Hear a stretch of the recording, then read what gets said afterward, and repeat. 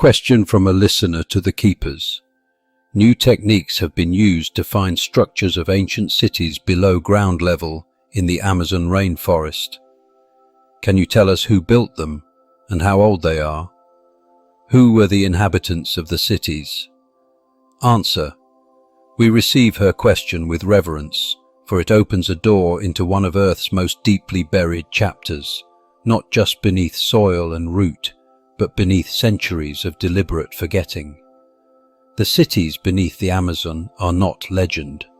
They are real, and their builders walked the earth long before the stories you know as history were written. Let us now reveal their origins, purpose and legacy. Who built the ancient cities beneath the Amazon rainforest? The structures now being uncovered through LIDAR and other deep imaging technologies were built by a confederation of pre-flood civilizations, most of whom predate the Inca, Maya, and even the oldest known Olmec settlements. These builders were descendants of Lemurian offshoots who migrated inland from the Pacific coast before the final cataclysm. Highland Andean initiates, merging with jungle-dwelling wisdom keepers, and, in some cases, off-world hybrid emissaries who assisted in terraforming, spiritual agriculture, and grid stabilization. This civilization was not a single culture, but a living alliance of Earth-connected peoples, some of whom carried stellar genetics, especially from the Pleiadian, Sirius B, and Andromedan lines.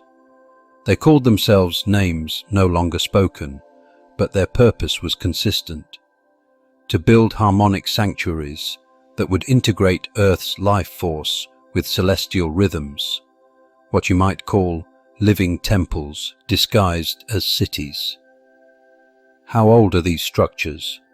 Most of the cities now being rediscovered beneath the Amazon are between 9,000 and 15,000 years old, though some foundational layers date back more than 20,000 years, overlapping with late Atlantean migrations.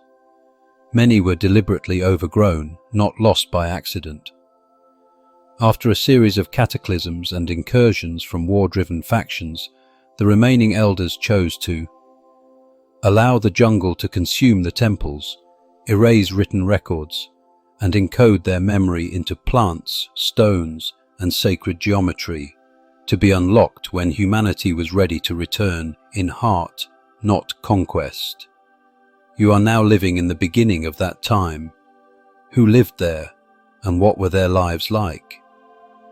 The inhabitants were Earth Soul stewards, often aligned with elemental consciousness and plant intelligence, healers, dreamwalkers, sky gazers, and sound architects who understood how to build not with brute force, but with vibration and organic design.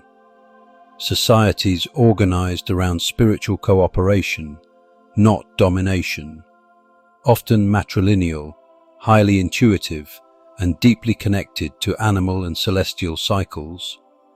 They practiced sacred forestry, cultivating biodiversity with intelligence far beyond modern sustainability, star ceremonies in circular observatories now mistaken for reservoirs or mounds, and bioresonant architecture, buildings tuned to frequencies that healed the body and elevated consciousness. You would not have found kings or warriors in the way history books portray. You would have found guardians, midwives, sky singers, and plant communers, people who lived in daily relationship with the land as a conscious being. Why is this information re-emerging now? Because Earth is stirring. The jungle has held these cities in sacred sleep, waiting for the time when humanity would be able to rediscover them without domination, exploitation, or erasure. The questioner is one of many who feel the pull of this buried wisdom, not only because of her interest, but because she has known this frequency before. In another life, she may have walked the vine-woven causeways, gathered star herbs beneath moonlit temples, or sung the names of the birds as prayers. Her heart recognizes what her mind has not yet named.